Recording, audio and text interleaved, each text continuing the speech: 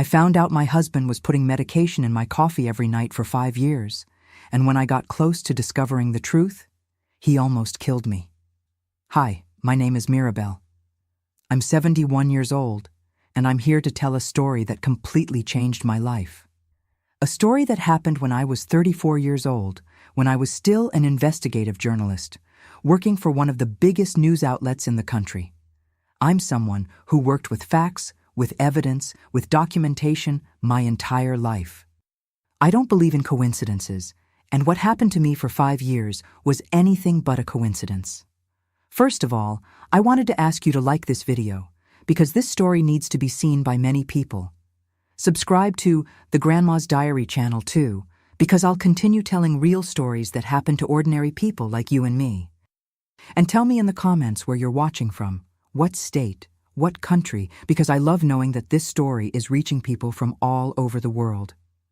Now I'll start from the point where everything began to get strange. Everything started approximately 37 years ago, when I was at the peak of my career. I had just closed a major investigative piece about corruption in public contracts and was very happy with my personal life too. Theodore, my husband, had left his job as a manager a few years earlier to take care of his mother, who had advanced Alzheimer's. He was an attentive, caring man, always worried about me, or at least that's what I thought at the time. Now, looking back at 71 years old, I can say I was a naive woman. I was a woman who believed the world was better than it really is. The first strange thing started with that morning ritual we had. Every single day, absolutely every day, Theodore would wake up before me and prepare 2 coffees. Freshly brewed coffee. Real coffee, the kind where you can smell the aroma wafting through the kitchen. He said he had brought a special blend from an exclusive farm in the interior of North Carolina, an expensive, sophisticated coffee that he only prepared for me because I was special. I loved that ritual. It was like a warm hug I received every morning of my life. But soon after I started drinking his coffee, things began to get strange with myself. I would wake up absolutely exhausted, and it's not normal tiredness, you know? It's that kind of tiredness where you sleep 8 hours at night and still wake up feeling like you only slept for 2. My eyes would get heavy, my head hurt constantly, and I had this light dizziness all the time, as if I was always on a moving boat. I started blaming work, because journalists really do work a lot. There's pressure, there are deadlines, there are people wanting to threaten you because they didn't like the story you published. That's normal in my profession. But then came other symptoms.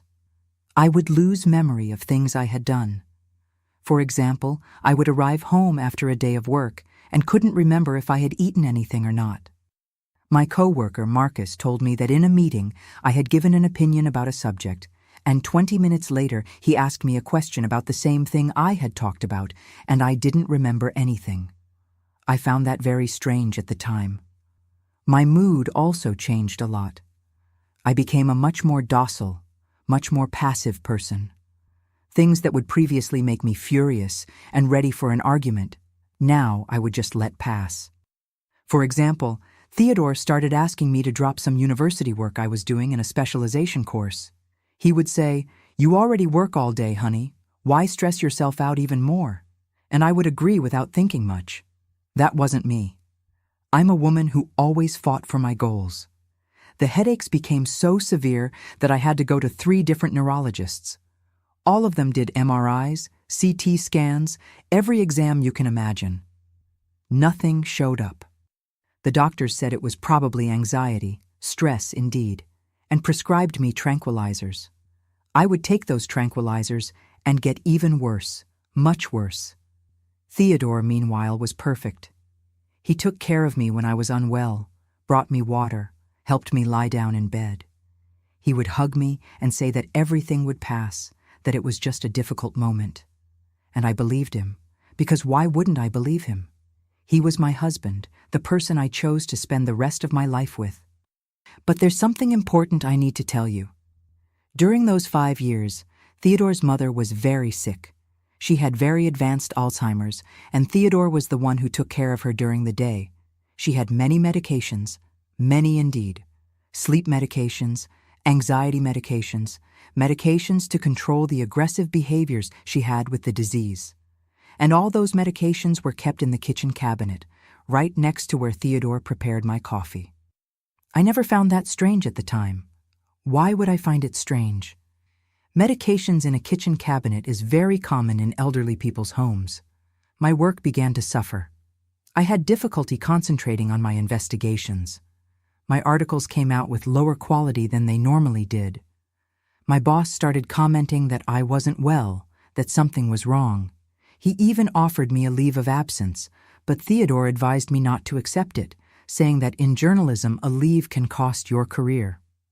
So I continued going to work with that tiredness, that dizziness, that feeling of living in slow motion. The worst part is that I started to distrust myself. I thought I was developing some mental illness, maybe depression, maybe something neurological. I felt weak, I felt dependent, and I didn't like this version of myself. But at the same time, I couldn't do anything to change that. It was as if my body no longer obeyed my own brain. My sex life with Theodore also changed. I had no desire. My body didn't respond. And he, who was previously very passionate about me, started being much more distant, much colder. He spent too much time in the home office, locked away. Sometimes I would hear him on the phone talking about strange things, quietly, whispering. But when I asked, he said it was just an old work friend talking about business. 5 years. That's 5 years living like this. 5 years waking up tired, 5 years with constant headaches, 5 years becoming a shadow of myself, 5 years drinking that coffee I loved, but that was slowly destroying my body and mind. Now, at 71 years old, I can see that period with clarity. I can identify all the signs I missed, all the red flags I should have seen. But at that time, when I was 34 years old, when I was younger and perhaps too trusting of the people around me, I couldn't see any of it.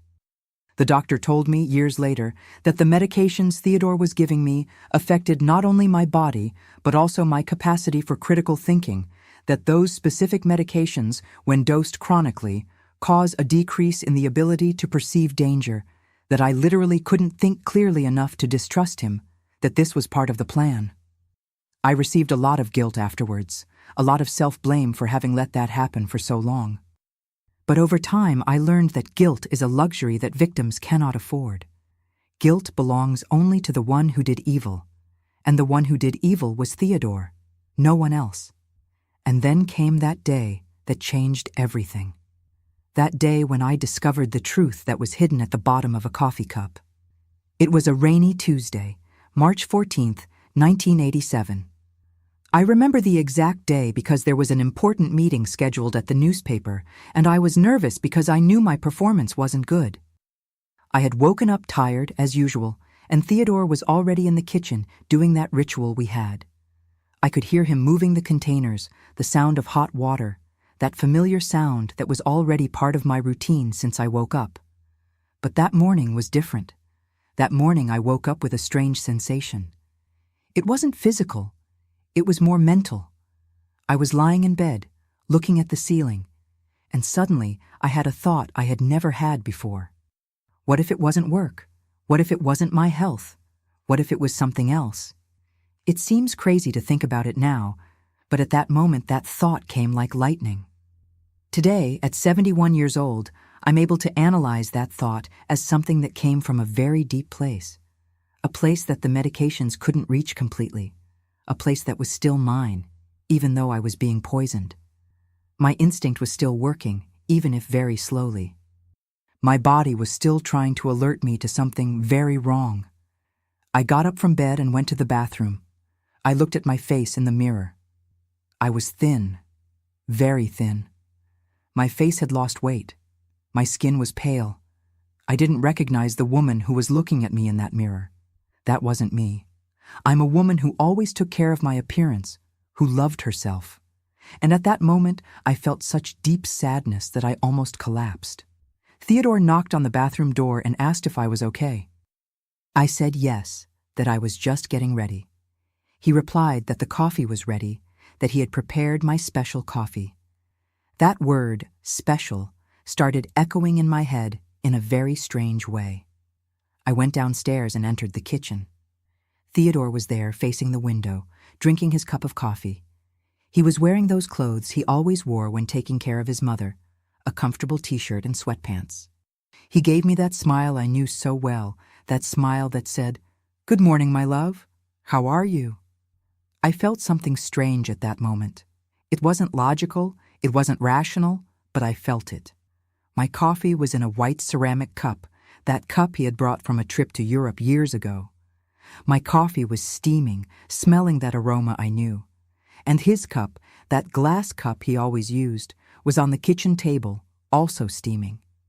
I did something I would never have done normally.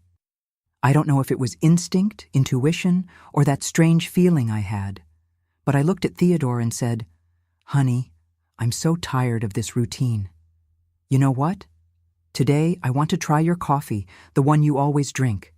Can I?" Theodore turned to me with an expression I had never seen before on his face. It was quick, very quick, a fraction of a second. But I saw it, I saw fear, I saw panic.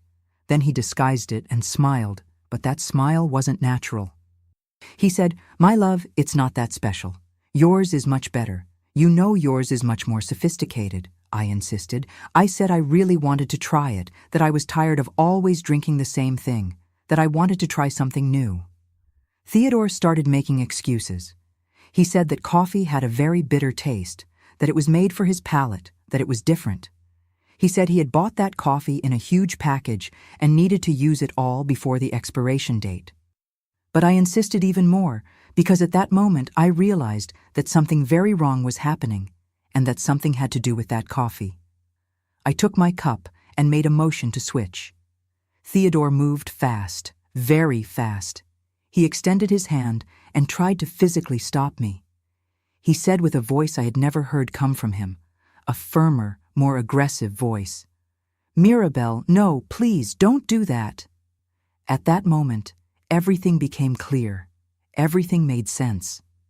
All those 5 years, all that tiredness, all that dizziness, all that feeling of losing my control, everything was connected. In that second, when I saw the fear in his eyes, when I heard that voice that wasn't the caring voice I knew, I knew. I knew he was doing something to me, something deliberate, something evil. But I didn't let him see that I understood. This was important. I took a deep breath and did something I learned in all those years working as an investigative journalist. I pretended I accepted. I smiled and said, "Okay, dear, you're right. Your coffee does taste very bitter. I'll stick with mine." Theodore relaxed. Visually, I could see his shoulders drop. He breathed deeply too, and he did something that froze me inside. He took my cup, the one he had prepared for me, and placed it in front of him, and he took a sip. He took a sip of his own coffee, the coffee he had given me to drink. And at that moment, I realized something very important. He didn't know which was which. He had one cup in front of him and one cup in front of me, and he didn't know which was which, because I had made the proposal to switch. Theodore took that sip, and his expression changed completely. He made a disgusted face.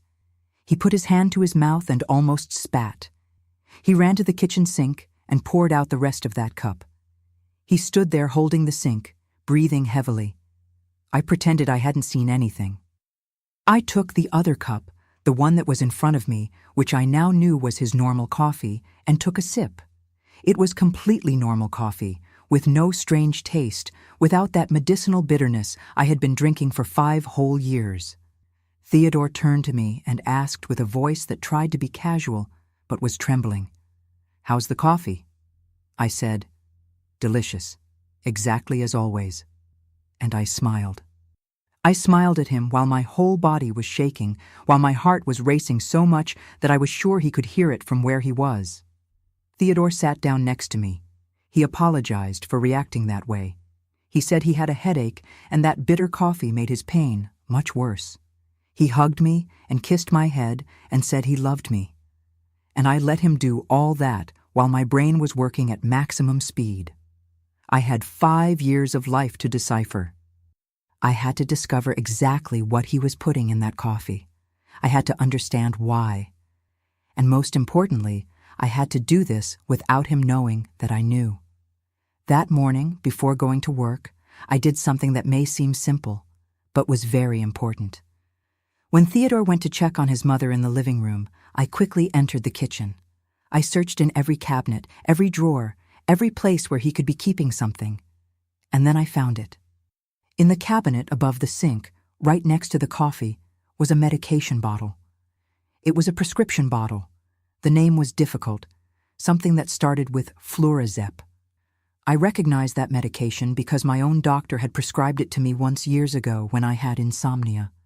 It was a sedative, a very strong tranquilizer, the kind of thing you take at night to sleep, and that leaves you very drowsy the next day. I carefully took the bottle, trying not to make noise. The prescription date was from 3 months ago. The name on the prescription was Theodore's mother's name. She had died 2 years ago, but he still had that medication. He still had that expired medication and was using it, putting it in my coffee every morning. My hands started shaking. I had to put the bottle back in place, exactly as it was, with care not to leave dust marks or any sign that I had touched it. Theodore returned to the kitchen moments later, asking where I was. I said I was getting ready to go to work. He gave me a goodbye kiss. That kiss that was previously affectionate, but now, knowing what I knew, seemed poisonous. That morning, on the way to work, I did something that would probably seem strange to most people. I was driving to the newspaper, but my thoughts were completely elsewhere. I thought about calling the police, but what if I was wrong? What if that didn't mean what I thought it meant? He could have an explanation. It could be something innocent. It could be. No, it wasn't innocent. Nobody puts medication in someone's coffee for 5 years by accident. I arrived at work and pretended normalcy. I sat at my desk, opened my computer, and looked at the blank screen. Normally, I would have story ideas flowing in my mind. Normally, I would be doing research, developing stories, investigating things. But that day, my brain was occupied with just one investigation. The investigation of a secret my husband was keeping. I needed proof. I needed scientific confirmation. I needed someone I could trust to analyze that coffee and tell me exactly what was in it. And I knew exactly who I should look for. My best friend Cassandra was a doctor. More specifically, she was a toxicologist. She worked at a private hospital in the city, doing substance analysis in cases of poisoning, overdose, and forensic investigations. If anyone could help me, it was her. But I had to be careful. I had to be discreet. I couldn't simply go to Cassandra and tell her I thought my husband was poisoning me. Because if I was wrong, if that was just my paranoia, I would be destroying my marriage for nothing. And if I was right, I had to gather all possible evidence before making any move. During that entire day, I made a plan in my mind.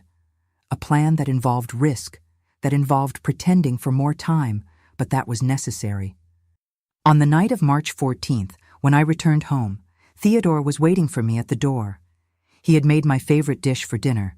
He was being very attentive. And while I ate that food he had prepared, I wondered, could there be something there too? Could he be putting things in my food too? That thought scared me more than anything I had been through up to that moment. Today, at 71 years old, when I look back at that period, I can clearly see how crucial that day was. That day was the turning point. That day was when I stopped being just a passive victim and started being someone who was fighting for her own life because I finally knew. I finally had the answer to that question that haunted me. Why was I so tired? Why was I so confused? Why had my life collapsed that way? And that answer, however terrible it was better than living in the void of ignorance. That night was one of the longest of my life. I pretended to sleep next to Theodore, but my whole body was on maximum alert. My heart was beating fast, my mind wouldn't stop thinking, and every movement he made me tense. When he snores, he has always snored since we've known each other. That night, that snoring that used to calm me, that used to be like familiar music, now scared me. Because I knew that while he slept peacefully, I was there awake, discovering that everything I thought about my marriage was a lie. At dawn, I got up from bed with extreme care. I didn't put my feet where the bed creaks. I already knew, after so many years, exactly where to step to not wake him. I went down the stairs slowly and went to the kitchen. I opened the refrigerator and took the coffee pitcher that Theodore had prepared the day before. He always prepares coffee in a glass pitcher and leaves it in the refrigerator for the next day, so he doesn't have to make hot coffee every morning. That pitcher, that coffee, that was what I had to take to Cassandra. I took a small glass jar we had at home, one we used to store spice things. I put a reasonable amount of coffee in that jar and then put the pitcher back in the refrigerator, exactly in the same place, at the same angle, as if nothing had happened. I put the jar in a bag I use for work, a black leather bag that Theodore never touches. My plan was simple, but risky. I had to take that coffee to Cassandra. I had to ask her to analyze it discreetly without leaving official records that could be tracked, and I had to do all this without Theodore suspecting. Because if he discovered I knew, if he realized I was investigating, I don't know what he would do. That thought froze me. I don't know what he would do. That phrase echoed in my mind throughout that dawn. I spent the entire night imagining scenarios, dark scenarios, scenarios I didn't even want to think about, but my brain insisted on creating. Now, at 71 years old, I can say that fear was justified, because I discovered later that Theodore had considered various ways to get rid of me, ways that involved accidents, ways that involved making it look like I had gone insane. The poisoning was just the beginning of a much more sinister plan. In the morning, when I woke up, Theodore was sleeping beside me. I observed him for a few minutes. That man I thought I knew better than anyone in the world. That man I promised to love forever. That man who was slowly poisoning my body while whispering that he loved me. I didn't drink the coffee that morning. Theodore asked why. I lied and said I had a stomachache, that coffee would make it worse. He accepted the excuse without questioning. At work, during the morning, I sent a message to Cassandra. We always communicated by phone because it was more discreet. I asked if she had time to have lunch with me that day. She replied yes, that we could meet at the restaurant near the hospital where she worked. During those hours of waiting, I couldn't concentrate on anything. My boss passed by my desk and asked if everything was okay with me. I said yes, that it was just a migraine that was passing. He offered for me to leave early, but I refused. I didn't want to leave work because I needed to keep up appearances. If I started acting differently, if I started missing work, complaining, showing signs that something was wrong, Theodore might suspect. That balance I had to maintain was fragile, very fragile. At noon, I left work and went to the restaurant. Cassandra was already sitting at a corner table, away from other customers. She's an intelligent woman, and when I see her, she immediately notices something is wrong. We've been friends for more than 15 years, since college. She knows me too well for me to be able to fool her. When I sat down, she immediately asked, "What happened?"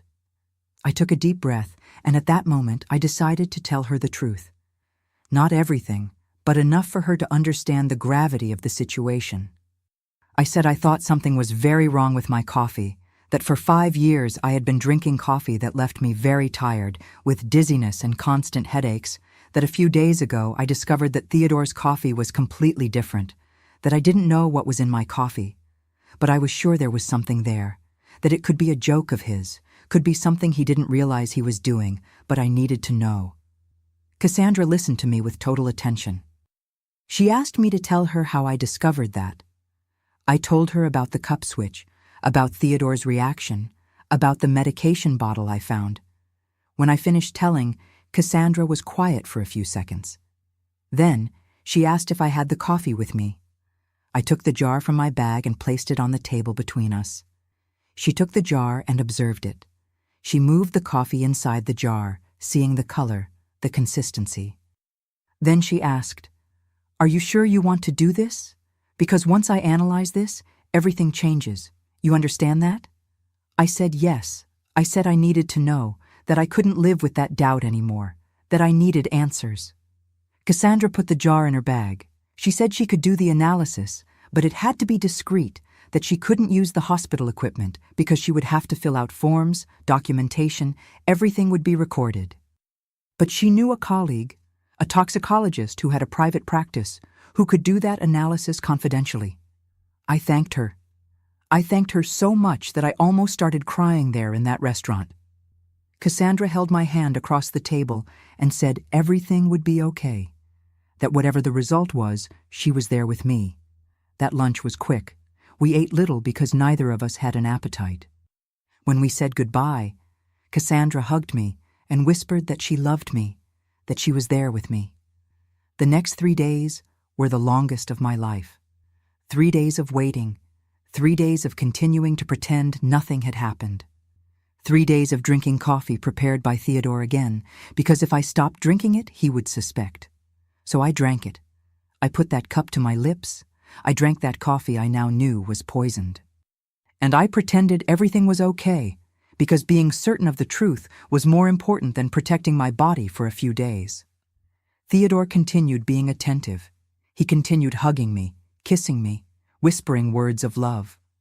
And every gesture that was previously comforting now was a stab in my heart, because every kiss was a lie, every hug was a betrayal, and I had to continue pretending I didn't know anything. On Wednesday night, Cassandra called me to talk. She asked me to go to a discreet place, an inn that had a bar on the first floor, a place where nobody knew us. We agreed I would arrive there around 9 p.m. when Theodore would already be sleeping. That night, I pretended I was very tired. I said I was going to sleep early. Theodore prepared my coffee one last time before I went to sleep, and I drank it as if it were the most normal thing in the world. About an hour later, when I was sure he was sleeping deeply, I took my car keys and left the house. The way to the inn took 20 minutes. My heart was racing with every kilometer. I thought about all the possibilities. What if Cassandra had found something so serious that she had decided she would have to notify the authorities? What if the result had shown it wasn't just a tranquilizer, but something much worse? What if I had been poisoned with multiple substances for 5 years? When I arrived at the inn, Cassandra was already waiting for me. She had a paper folder in her hand.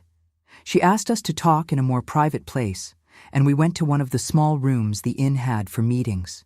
We sat face to face. Cassandra opened the folder and started talking. She said she had taken the coffee to be analyzed at a private laboratory of a trusted colleague, that the analysis had taken 2 days because they had to run specific tests to identify the substances, and the result had come that morning. In the coffee I had been drinking for 5 years, there was a concentration of flurazepam, not a small amount that could be accidental contamination. It was a deliberate amount, specifically dosed to be enough to cause chronic sedation, but not enough to be easily detected in a standard blood test. Cassandra explained that flurazepam is a benzodiazepine, a sedative, that when you take it for 5 years in small doses every day, your body develops a tolerance that explains why I hadn't fainted, why I could do my basic activities, but why I had that constant tiredness, that dizziness, that memory loss. But there was more. The analysis had also detected traces of another medication, a medication called amitriptyline. It was a tricyclic antidepressant that, when combined with the benzodiazepine, caused even more potent effects of sedation and emotional dependency. I felt the ground disappear under my feet. It wasn't one tranquilizer, it was 2 medications. 2 different medications, deliberately combined to have maximum effect. Cassandra continued talking. She said that the combination of those 2 medications had a very specific effect. They made the person docile, dependent, unable to think clearly, and that in the long term they caused neurological damage.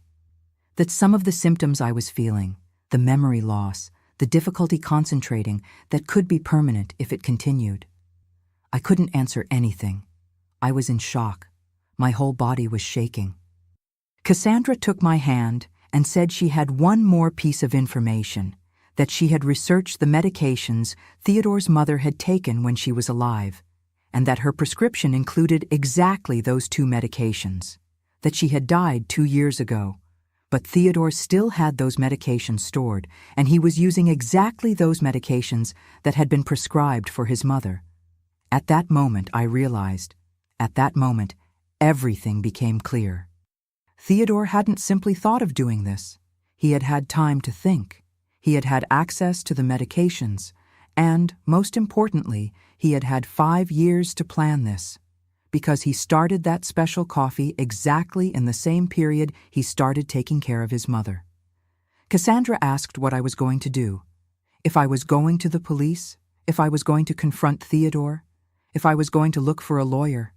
I didn't know. At that moment, I didn't know anything anymore. I only knew that the life I thought I had, that lasted 22 years of relationship with Theodore, was a lie. Everything was a lie. And I still had to go home and continue pretending I didn't know anything, because I still hadn't discovered why. Why he was doing that, what the final objective was. I had to understand the mind of a man I loved enough to marry, but who betrayed me in the cruelest way possible for 5 whole years. Today, at 71 years old, I can say that private laboratory saved my life. Those toxicological tests were the difference between continuing to be poisoned to death or discovering the truth in time. Cassandra took me back home that night. I asked her to drop me off a few blocks away so Theodore wouldn't suspect. When I got home, he was sleeping. I lay down next to him and spent another sleepless night, but this time it was different. This time I had proof. This time I was certain, and that certainty, however painful it was, gave me a sense of power, because now I was no longer someone who was being deceived. Now I was someone who knew exactly what was happening, and I was going to do something about it. I went back home that night, in a state I can't even describe with words. It was as if I was driving my car on autopilot, because my brain had completely shut down. My body knew the way home, but my mind was somewhere else. It was in a dark place, full of questions I couldn't answer. When I entered the house, Theodore was sleeping. I went up the stairs slowly and lay down next to him. He continued sleeping deeply, that peaceful, carefree sleep. And I stayed there lying, watching his face in the darkness, trying to find in that face the answer to a very simple question. Why? Why would a man you think loves you do something of that magnitude? Why would he put his own body at risk? Because using expired medications that had been prescribed for another person, that had risks. That had side effects I couldn't even imagine. The night was sleepless. I didn't sleep a single minute.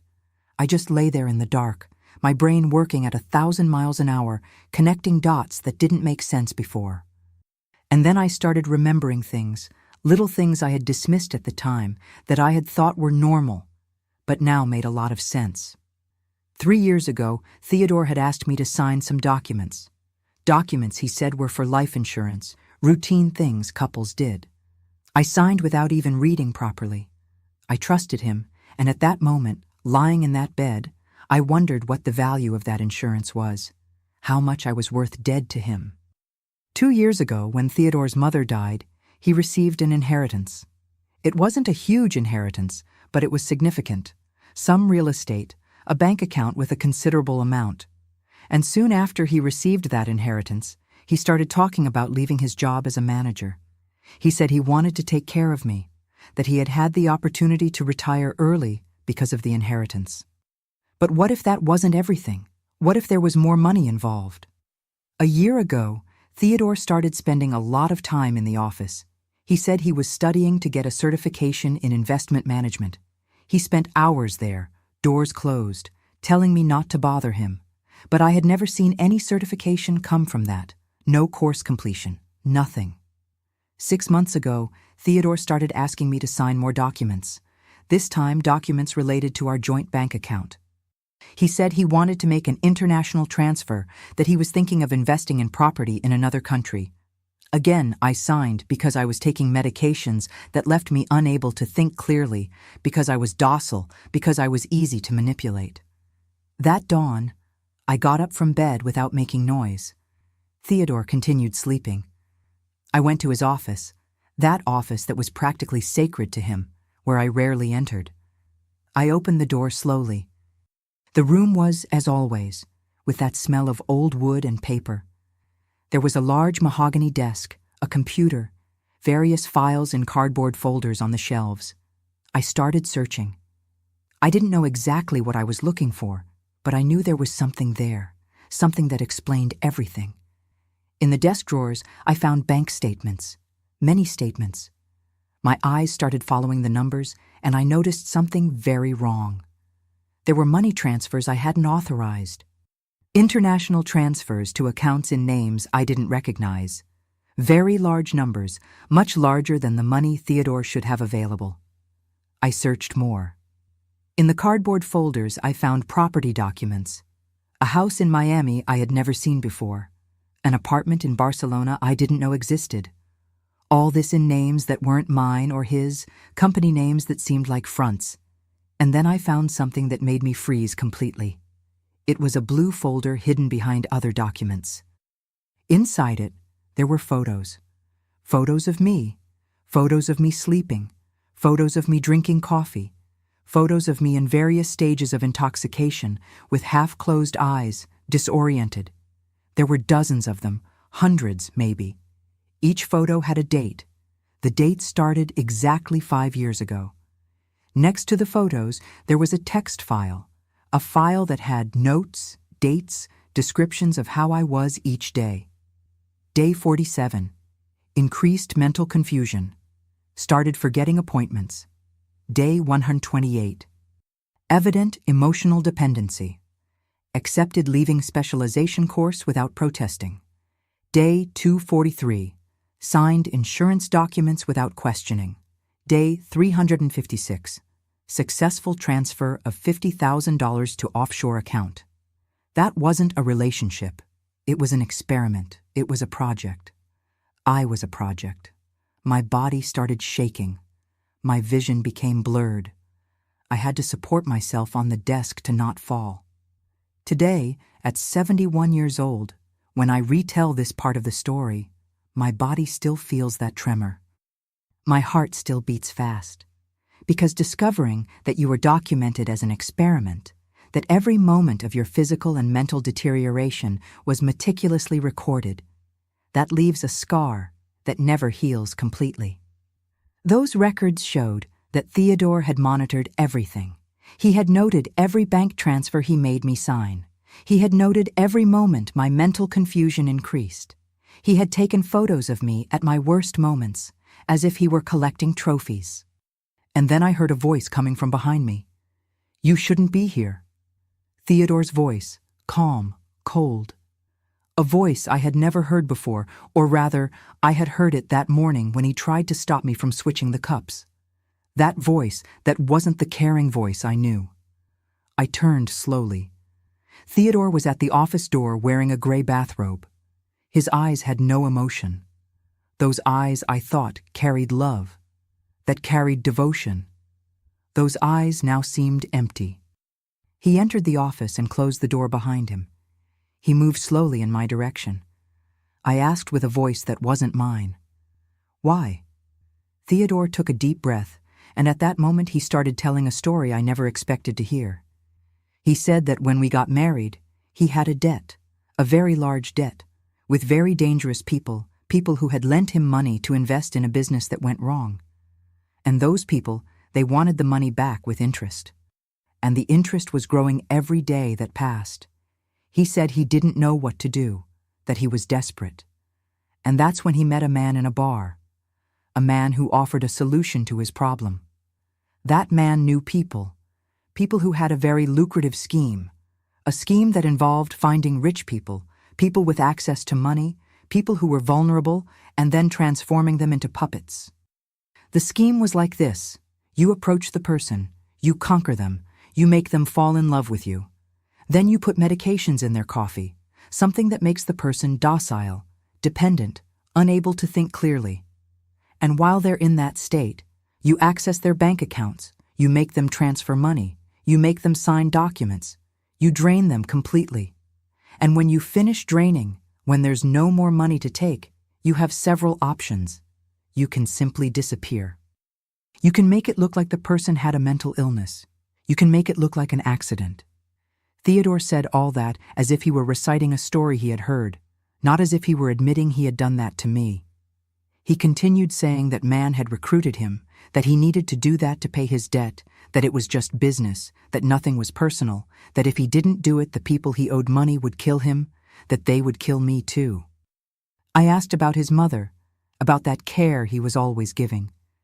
Theodore laughed, a laugh that gave me chills. He said his mother had died naturally, yes, but that before dying, he had practically done the same thing to her, that he had inherited more money than people thought. At that moment, I realized I wasn't married to a man. I was married to a psychopath, someone who was capable of poisoning his own mother, of manipulating his own mother while pretending to care for her. Theodore approached me closer. He asked if I had told anyone, if I had said anything to Cassandra. I didn't answer. My mouth couldn't move. He took the blue folder from my hand. He put it back in its place, among the other documents. Then he looked me in the eyes and said something that left me even more terrified. You know, Mirabelle, you were much more resistant than I expected. Most women would have progressed further in the plan by now. You continued investigating for newspapers, continued with your career. That was a problem. You knew people. You had contacts. You had a voice that could be heard. He said he would have to accelerate the process, that he couldn't allow me to continue in that state of semi-consciousness anymore, that he had to do something more definitive. I started mentally running through all the possibilities, all the ways this could end, and none of them had a happy ending for me. Theodore asked me to go back to bed. He said tomorrow would be an important day, that I should rest, that he had something prepared for me. That something prepared echoed in my mind, and I understood at that moment that Cassandra was right, that once you know the truth, everything changes. Because now I was no longer someone who was being passively poisoned. I was someone who knew I was being poisoned, and I had to make a decision. I could pretend I didn't know anything and wait to see what Theodore would do. Or I could do something now, something that could save me, something that could protect other women who might be his next victims. That night, while lying next to him again, I put my plan into motion, a plan that involved immense risk, a plan that involved deceiving a man who had already deceived me so profoundly, a plan that involved exposure, but it was my only path to survive. Today, when I think about that moment, I'm surprised by my own survival instinct. Because despite being poisoned, despite being confused, despite being scared, I managed to think clearly enough to make a plan that required me to pretend perfect normalcy, that I hide my knowledge, that I act as if nothing had happened. Because I knew that if Theodore realized I had discovered everything, he would kill me that night. He would have no choice, because I was a threat, because I knew the truth. The next morning, I woke up and pretended nothing had happened. Theodore prepared my coffee. I didn't drink it. I said I had nausea, that I couldn't eat or drink anything. He seemed disappointed, but didn't insist. During that day, while Theodore was busy elsewhere in the house, I did something that could change everything. I took my phone, I called Cassandra from a place where Theodore couldn't hear me, and I asked her to do something very specific. I asked her to go to the police station and file a formal complaint. I asked her to inform them that she had analyzed a coffee sample that contained benzodiazepines and antidepressants. I asked her to give my home address, and I asked her to inform them that my husband could be involved in deliberate poisoning. Cassandra asked if I was sure, if I really wanted to do that, because once the police were called, there was no turning back. I said yes, that I was sure, that I preferred to die fighting than to continue living that nightmare. And then I waited. I waited for that knock on the door that would change everything, because I knew that once the police arrived, Theodore wouldn't have the opportunity to harm me. Once he was interrogated, once the evidence was presented, everything would be out of his control. That day was the day I stopped being a victim and started being a survivor. The police arrived at 4 p.m. I heard the sound of tires on the asphalt, the sound of cars stopping in front of my house.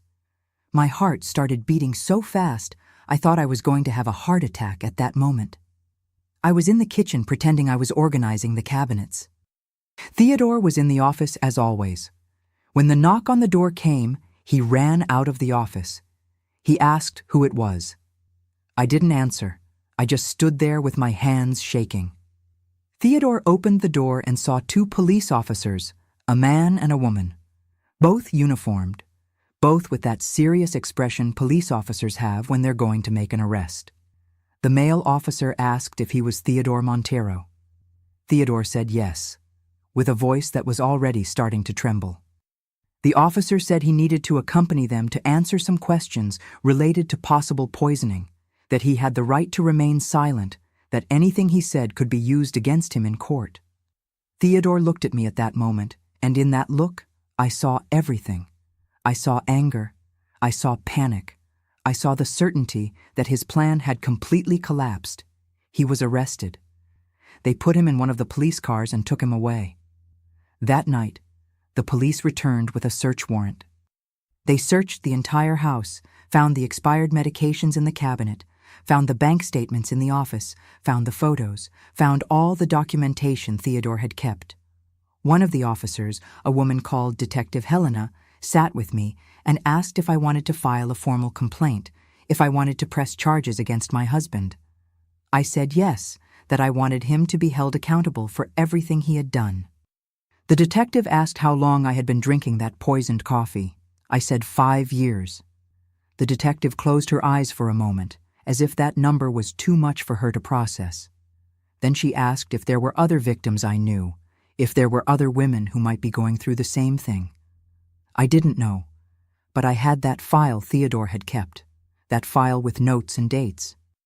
And in that file there were references to other women, names I didn't recognize, dates that didn't make sense with me. The police started investigating. They discovered that Theodore hadn't acted alone, that he was part of a larger network, an international network of scammers that specialized in seducing wealthy women or women with access to money, drugging them with medications and draining their bank accounts.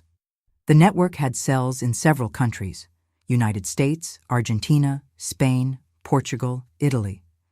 In total, they discovered that Theodore had done this to 5 different women. 5 women who had disappeared, who had died under suspicious circumstances, or who were still in psychiatric hospitals because they had developed severe mental problems because of the medications they had taken for years. When I learned this, I collapsed. I simply collapsed on the floor, my whole body shaking, because I realized I had been lucky. I had survived. I had discovered in time, but those other women hadn't had the same luck. The toxicological tests Cassandra had done became crucial evidence. They showed exactly what substance was in the coffee. They proved it wasn't accidental contamination. This was deliberate poisoning. Theodore was charged with poisoning, fraud, embezzlement, and, in the case of one of the other women who had died, he was also charged with involuntary manslaughter. The prosecution was considering charges of voluntary manslaughter too, because he had documented everything, because this had been a premeditated plan for years. The media exploited that story like nothing I had seen before. Despite being a journalist and knowing how the media works, despite knowing how stories are amplified and distorted, nothing prepared me to see my personal story being spread across newspapers, on television programs, on social media. I received messages from women all over the United States saying my story had saved them. Women who recognized the signs, women who were being poisoned too, who were being manipulated, who managed to get out of those situations because they saw my story. But I also received messages from people who didn't believe me, people who said I was exaggerating, people who asked why I had waited 5 years to do something, people who blamed me, as if I were responsible for letting a man poison my coffee. The trial took 2 years. 2 years of hearings, of witnesses, of documentation being presented. Cassandra testified about the toxicological test results. Detective Helena testified about the evidence found. The investigators testified about the other victims they had found. Theodore maintained the defense that he had acted under coercion, that he was being forced by the criminal network to do that that he didn't want to do that if he didn't do it, he would be killed. But the evidence was very clear. The photos he had taken, the documents he had made, the meticulous notes about every step. That wasn't the behavior of someone who was being coerced. That was the behavior of someone who was proud of what he was doing. Theodore was sentenced to 19 years in prison. 19 years. For each of the 5 years he poisoned me, he would get approximately 3 years and 8 months in jail. That didn't seem fair. That didn't seem enough, but it was what the law allowed. I was in the courtroom when the sentence was read. I looked at Theodore at that moment, and he looked at me. And that look, even after everything that had happened, even after all the truth had been revealed, that look still had a trace of that man I thought I knew. But I knew that man had never existed. That man had been just a construction, a character he had created to deceive me. In the months following the trial, I had to recover. And recovery is a word that can't describe what that was. My body had accumulated damage from the medications. My brain neurons had been affected. My doctor said some of the damage could be permanent, that I could have memory difficulties for the rest of my life, that my reflexes might never return completely to normal. I spent 6 months in a rehabilitation program, a specific program for victims of chronic poisoning. There I met other women who had gone through similar things, who had been poisoned in different ways by people who were supposed to love them. One of them, a woman named Paula, had been poisoned for 5 years with arsenic. Another man, a boyfriend, had slowly put arsenic in her food. She had developed cancer because of it. She was in stage 4 when she discovered. Another woman, Fernanda, had been poisoned by her mother, her own mother, for 15 years. The objective was to keep Fernanda medicated enough so she couldn't develop emotionally, so she would remain dependent. Hearing those stories was at the same time devastating and comforting. Devastating because there was so much evil in the world. Comforting because I wasn't alone, because there were other people who had gone through things as horrible as what I had gone through. The program had therapy, had doctors, had frequent neurological tests. They monitored my recovery, trying to evaluate how much damage had been done and how much could be recovered. My brain was slower, my short-term memory was compromised. But with time, with therapy, with correctly prescribed medications, this time, things started to improve. At the same time, I underwent a psychological evaluation that discovered I had developed PTSD, post-traumatic stress disorder. That made sense. I had lived through a traumatic situation. I had discovered that the person I loved, that I trusted more than anyone else in the world, had consciously poisoned me every day for 5 years. Trust is a very fragile thing, and when you discover that trust has been betrayed in such a fundamental way, it's very difficult to rebuild. My work as a journalist also suffered. I returned to the newspaper after 2 years when the trial had ended, but I couldn't investigate stories the same way anymore. I was afraid of being close to people I didn't know well, afraid of eating something someone had prepared for me. My boss suggested I take a leave, that maybe it would be better for me to take time to recover completely. But I refused. I decided I would continue, that I would transform what had happened to me into something meaningful. I started writing about chronic poisoning, about how to identify signs, about how women and men can recognize when something is wrong. My articles were published in several important newspapers. They reached millions of people. And with that, more victims came out of silence, more stories emerged. The police started receiving more reports of possible poisonings. The criminal network Theodore was part of was being dismantled, cell by cell. 6 months ago, the police arrested other members of that network, men who had done exactly what Theodore did.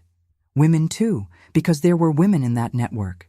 Women who recruited other women, who poisoned them, who manipulated them. The house where I lived, that house where I woke up every morning to drink poisoned coffee, I sold. I couldn't live there anymore. Every room had a bad memory. Every day was a reminder of what Theodore had done. With the money from the sale, I started a foundation for victims of chronic poisoning and domestic abuse. The foundation helps women get out of abusive relationships, provides therapy, provides medical monitoring. My relationship with my parents also changed. They had been neglectful with me during that period. They hadn't noticed something was wrong. They would come visit and I was visually different, but they didn't ask. After everything was discovered, Mother fell into depression. She blamed herself for not seeing. Father was furious. He wanted to go to jail and do justice with his own hands. It took time, but we rebuilt that relationship because my parents were also victims in a way. Victims of the fact that someone had deceived all of us. Cassandra became much more than my best friend. She became my sister because she saved my life. Because she believed me when I could have easily been dismissed as a paranoid and confused woman, because she had the courage to go to the police, knowing that could bring problems for her too. Sometimes I still have nightmares. Nightmares where I'm drinking that poisoned coffee, where I discover Theodore is there, where he's coming towards me. I wake up sweaty, with my heart racing. My therapist says that's normal, that it will pass with time, but I'm realistic. I'm a journalist. I'm someone who works with facts. And the fact is that trauma doesn't disappear. You learn to live with it. You learn to recognize the signs. You learn to protect yourself. Theodore is still in jail. He serves his sentence in a federal penitentiary. He will never be released while I'm alive. His sentence is long enough that when he gets out, he'll be a very old man. But that doesn't bring me peace, because real peace would have come if that had never happened. Real peace would be if I had recognized the signs earlier. Real peace would be if those other women hadn't gone through what they went through. So now I use my voice, I use my story, I talk about chronic poisoning, about domestic abuse, about how relationships that seem perfect can hide horrible secrets. Because if my story can save one person, if my story can make someone recognize signs of poisoning or abuse, if my story can make a woman trust her instinct and seek help, then the 5 years I spent drinking poisoned coffee weren't completely in vain. I am Mirabelle. I am 71 years old. I am a survivor, and this is my story. But before you leave here, I wanted to ask again that you like this video, that you subscribe to the Grandma's Diary channel if you haven't subscribed yet, because stories like mine need to be heard, need to be seen, need to awaken people. Tell me also in the comments where you're watching from, what state, what country. I love knowing that this story is reaching people from all places, that it's touching lives, that it's saving people. If you know someone who might be going through something similar, share this story, because awareness is the first tool against abuse. Because many times, the difference between life and death is recognizing the signs in time. Thank you for listening to me until the end. Thank you for following my journey. Thank you for believing in me.